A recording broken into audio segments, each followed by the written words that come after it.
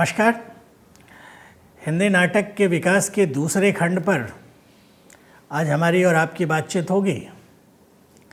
इस बातचीत में हम भारतेंदु युग और प्रसाद युग के बीच हिंदी नाटक पर पड़ने वाले सांस्कृतिक, सामाजिक, राजनीतिक प्रभावों पर बातचीत करेंगे। भारतेंदु युगीन नाटकों की राष्ट्र भावना और भारतीय संस्कृति के प्राचीन आख्यानों को आधुनिक संदर्भ में समझने की रंगमंचीय दृष्टि पर भी बातचीत होगी।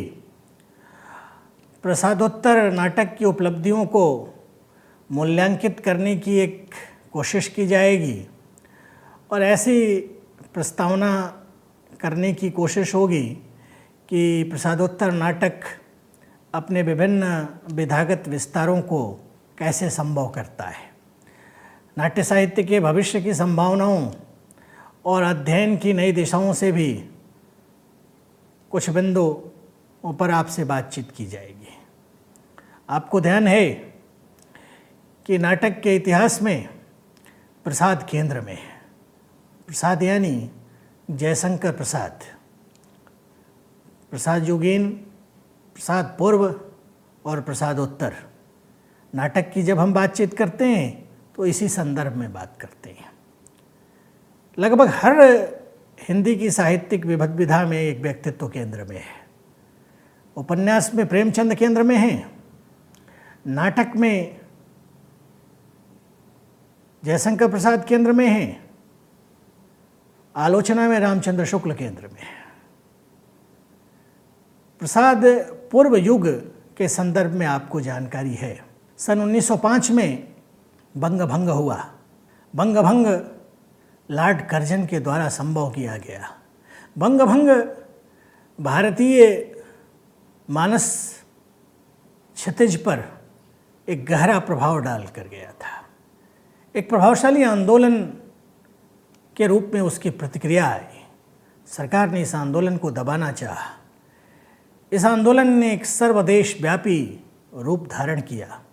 जनता में सरकार के प्रति घोर असंतोष और घृणा हुई और यह घृणा कई रूपों में अभिव्यक्त हुई। जब आप अपनी घृणा की अभिव्यक्ति करते हैं या प्रेम की अभिव्यक्ति करते हैं तो कई बिंदु सामने आते हैं। ब्रिटिश साम्राज्य के प्रति घृणा विदेशी वस्तुओं के बहिष्कार में, स्वदेशी के संकल्प में, राष्ट्रीय शिक्षा के प्रोत्साहन में, अंग्रेजों के विरुद्ध अविश्वास और प्रतिरोध में व्यक्त हुई और इसका प्रभाव स्वाभाविक रूप से हिंदी साहित्य पर पड़ा। हिंदी साहित्य का यह कालखंड अंग्रेजों के प्रति अविश्वास और प्रतिरोध के भावबोध को अभिव्यक्त करने वाला कालखंड है। पंडित महावीर प्रसाद द्विवेदी इसकी अलख जगाए हुए थे।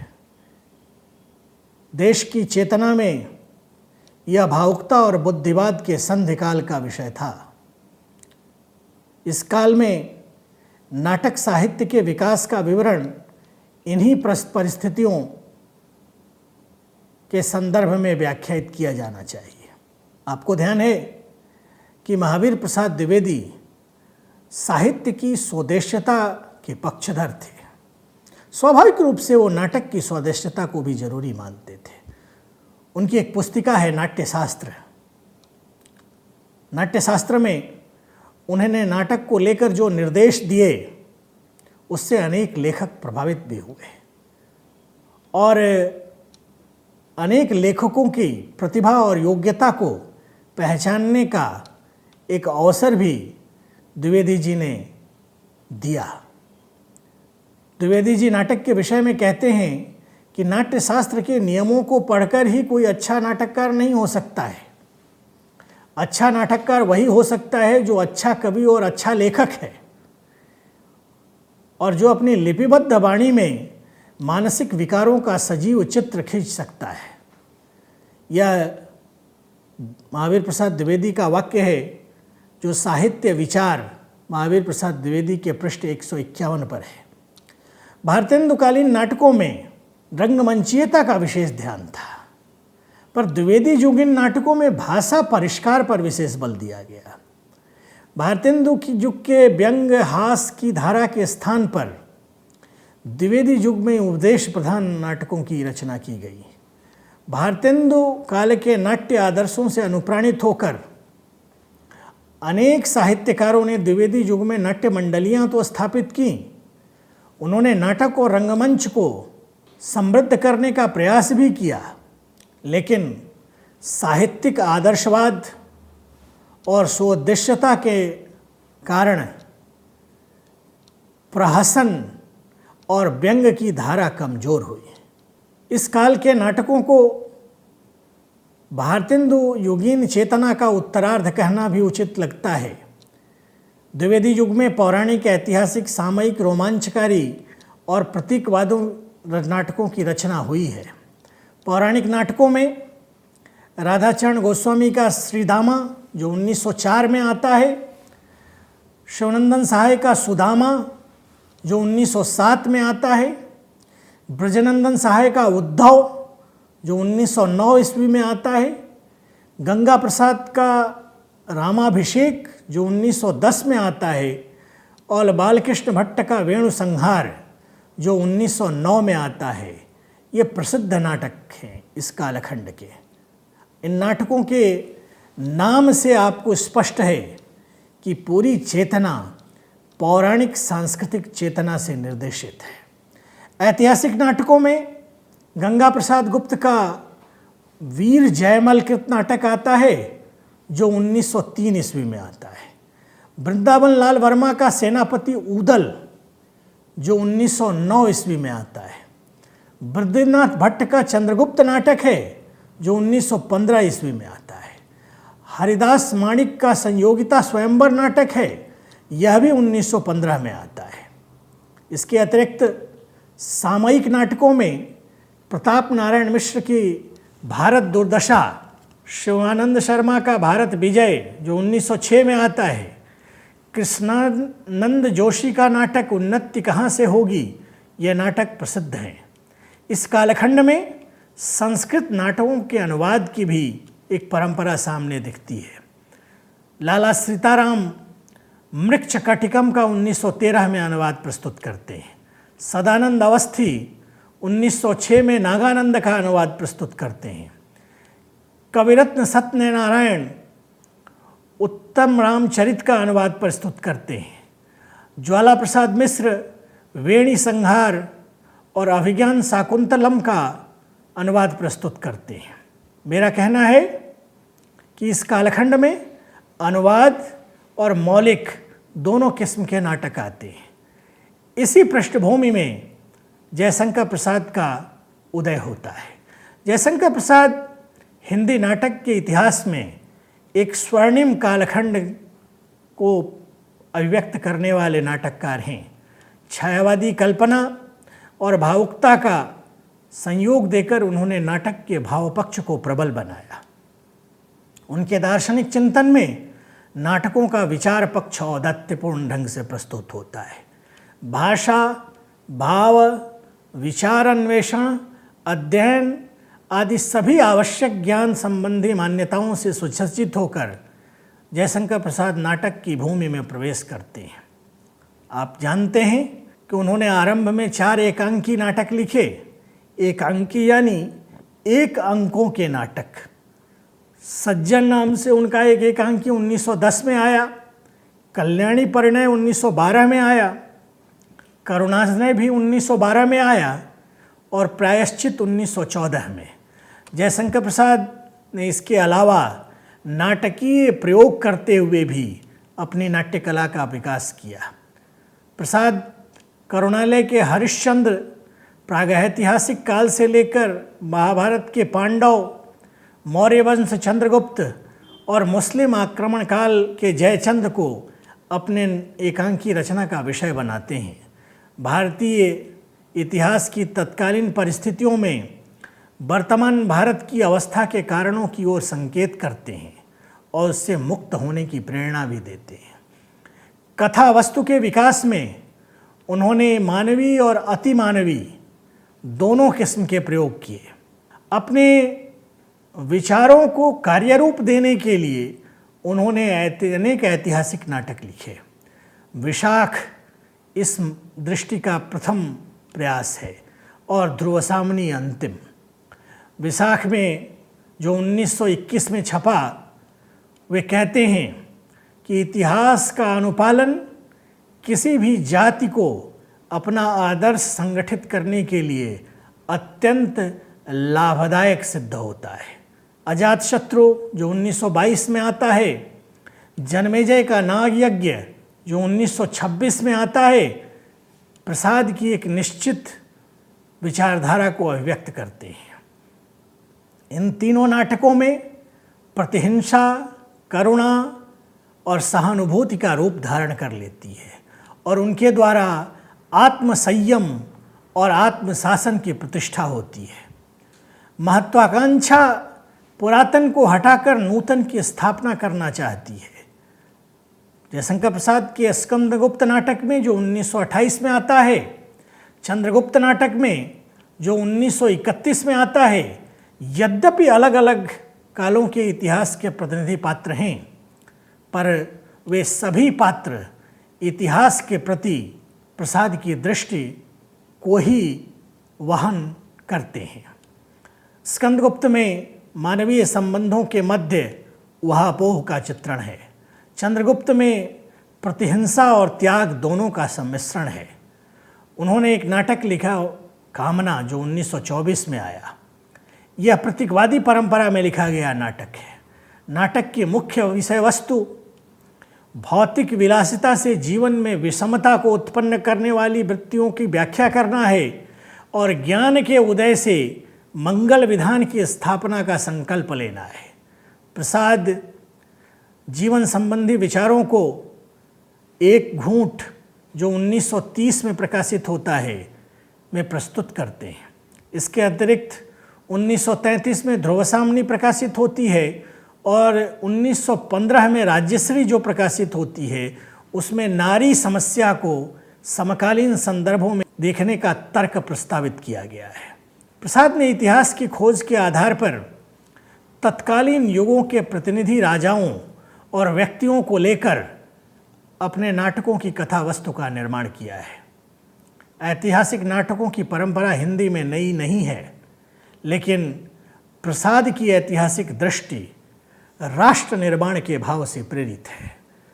अपनी कल्पना में ऐसी परिस्थिति योजनाओं का निर्माण वो करते हैं जो उनके राष्ट्र निर्माण के उद्देश्य को वहन कर सके। साहित्य के लिए है उनकी मौलिक देन है। उनके नाटकों में एक ओर तो प्राचीन नाट्यशास्त्र के समस्त अंगों का निर्वहन हुआ है, दूसरी ओर वे पश्चिमी सिद्धांतों का भी समावेश अपने नाटकों में करते हैं।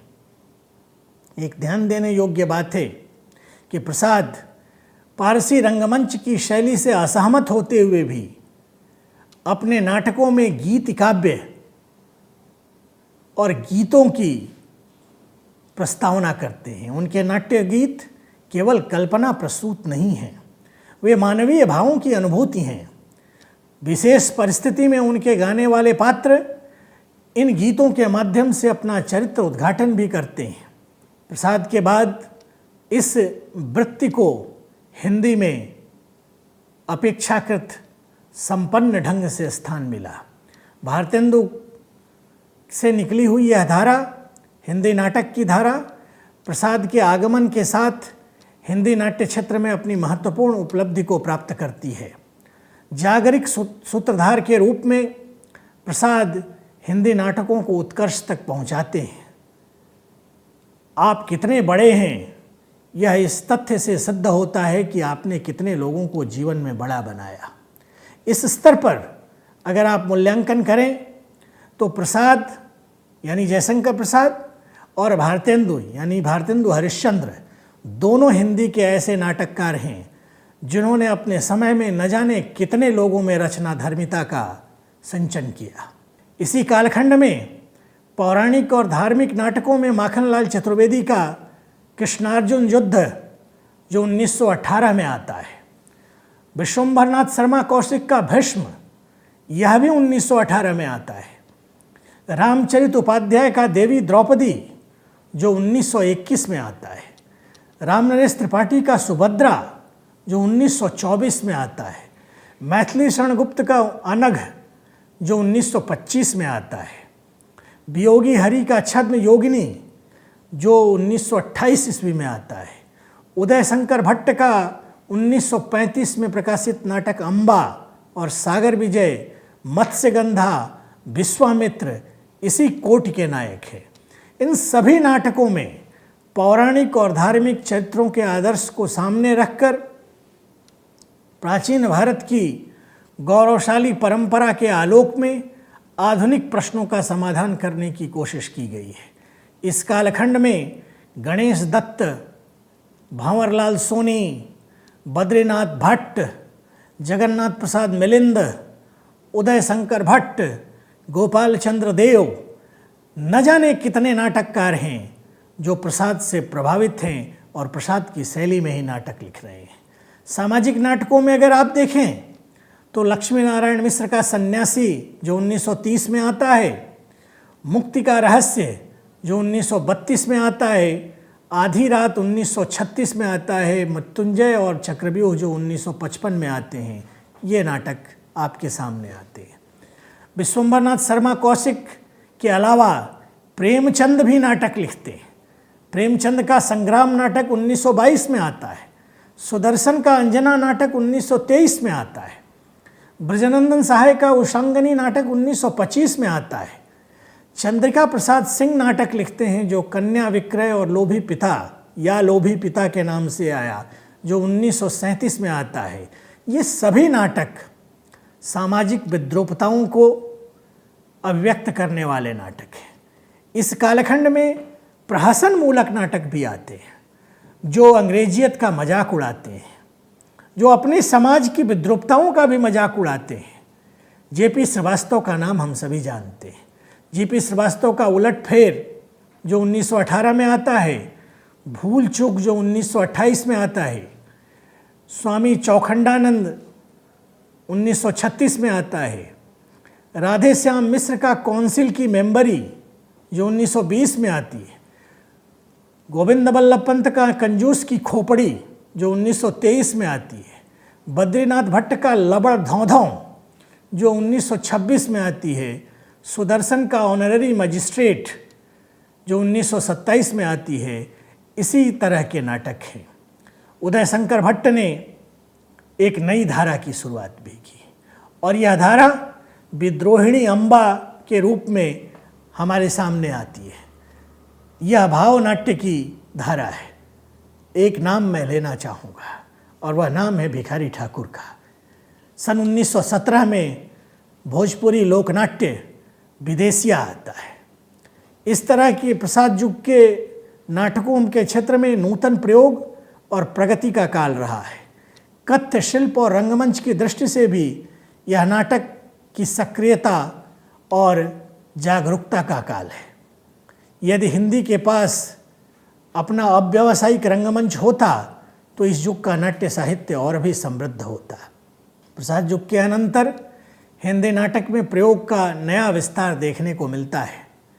प्रसाद युग में के बाद यथार्थ के प्रति एक आग्रह और पश्चिम की नाट्य शैली से प्रभाव नाटकों का मुख्य बिंदु बनता है और ऐसे नाटककारों में एक ध्यान आता है और मोहन राकेश का ध्यान आता है, लेकिन उससे पूर्व हिंदी में समस्या नाटकों की भी प्रधानता है और सेठ गोविंद दास, उपेंद्र नाथ अश्क, उदय शंकर भट्ट, पृथ्वीनाथ शर्मा, वृंदावन लाल वर्मा, भगवती चरण वर्मा जैसे कई नाम सामाजिक और राजनीतिक समस्याओं का यथार्थ चित्रण करते हुए नए नाटकों की रचना करते हैं। प्रसादोत्तर युग में नाटकों में नाट्य अभिव्यक्ति की रीति यथार्थ परक है और यथार्थवादी रंगमंच के प्रति एक आग्रह है, लेकिन हिंदी का यह दुर्भाग्य रहा कि इस किस्म के नाटक हिंदी क्षेत्र में लोकप्रिय नहीं हो सके। प्रसादोत्तर काल में पौराणिक और ऐतिहासिक नाटकों की परंपरा भी रही है। सेठ गोविंद दास का कर्ण, चतुरसेन शास्त्री का मेघनाथ, लक्ष्मी नारायण मिश्र का नारद की वीणा जैसे कई नाटक हैं। राम कथा इस युग के नाटकों को भी प्रभावित करती है, जिसमें सेठ गोविंद दास का कर्तव्य, राम कुमार वर्मा का राजरानी सीता, चतुरसेन शास्त्री का सीताराम और श्री राम इस कालखंड में राम कथा से प्रेरित नाटककार हैं। प्रसाद की भांति हरे कृष्ण प्रेमी के यहाँ सांस्कृतिक ऐक्य की भावना का प्रतिपादन है। राम कुमार वर्मा के नाटकों में 800 ईसा पूर्व से लेकर 1800 ईस्वी तक के भारतीय इतिहास को पुनर्जीवित करने का प्रयत्न किया गया है। डॉक्टर वर्मा अपने प्रत्येक नाटक को एक पुष्ट ऐतिहासिक आधार पर चरित्र चित्रण और वस्तु संगठन की पद्धति देते हैं। प्रसादोत्तर काल में समस्या नाटकों की भी एक धारा सामने आती है। स्वातंत्रोत्तर हिंदी नाटक विस्तार की दृष्टि से काफ़ी समृद्ध रहा है, पर प्राचीन सांस्कृतिक प्रतीकों और पौराणिक कथावृत्तों के साथ वह प्रसाद की भांति न्याय नहीं कर पाया। इस कालखंड में नाटककारों में बुजुर्ग पीढ़ी के प्रतिनिधि हरे कृष्ण प्रेमी आते हैं, उदय शंकर भट्ट आते हैं और गोविंद बल्लभ पंत आते हैं। नई पीढ़ी में विष्णु प्रभाकर, भीष्म साहनी, जगदीश चंद्र माथुर आते हैं। हिंदी नाटक को रोमांटिक भावबोध से मुक्त करने और उसे ठेठ देह के धरातल पर लाने में मोहन राकेश का भी नाम लिया जा सकता है। प्रसाद के बाद एक प्रकार से मोहन राकेश ने प्रेम के तिलस्म से नाटकों को मुक्त कर दिया और देह के गेह में नाटक गिरफ्तार हुआ। हिंदी नाटकों में रंगमंचीयता को अनिवार्य गुणधर्म के रूप में स्थापित करने, पौराणिक कथावृत्तों से समसामयिक प्रश्नों का समाधान करने की दिशा में दया प्रकाश सिन्हा के नाटक सदैव याद रखे जाएंगे। उनके नाटककार का रूप सर्वश्रेष्ठ साक्षात्कार उनके राजनीतिक नाटकों में करता है। इतिहास चक्र, कथा एक कंस की और सीढ़ियाँ उनके प्रसिद्ध नाटक हैं। हिंदी के महिला नाटककारों में शांति मेहरोत्रा, मृदुला गर्ग, मृणाल पांडे, कुसुम कुमार, गिरीश रस्तोगी स्त्री जीवन की विभिन्न समस्याओं को और तत्संदर्भित समाधान को प्रस्तुत करती हैं। इन सभी नाटकों का एक सामान्य स्वर है, गृहस्थी हम सबों की ज़रूरत है, पर गृहस्थी अंत नहीं है जीवन का। हिंदी नाटकों की विकास प्रक्रिया में हमें भारतीय संस्कृति, पौराणिक और ऐतिहासिक परंपरा की सत्यता के दर्शन होते हैं। हिंदी नाटकों के विकास की परंपरा सांस्कृतिक विशेषताओं के साथ बढ़ी है। हिंदी नाटक का मूल्यांकन भारत की भावभूमि से ही संभव है। भारत अपने नाटकों में सभी ज्ञान अनुशासनों का समुच्चय सिद्ध करते हैं। जब वे सांस्कृतिक जड़ों की बात करते हैं तो हिंदी नाटक को एक दिशा भी दे रहे हैं। यह दुर्भाग्य रहा हिंदी नाटक का कि स्वातंत्रोत्तर भारत का हिंदी रंगमंच लगभग राजधानी का रंगमंच रहा और सरकारी रंगमंच रहा। रंगमंच जो लोक विधा है, लोक मूल्य है, लोक संस्कार है, जनता को के बीच जाकर ही रंगमंच को सार्थक होना है, या हिंदी रंगमंच को सोचना पड़ेगा और हिंदी रंगमंच को सीखना पड़ेगा, तभी नाटक की एक विधा समर्थ और सार्थक विधा बन पाएगी। नमस्कार।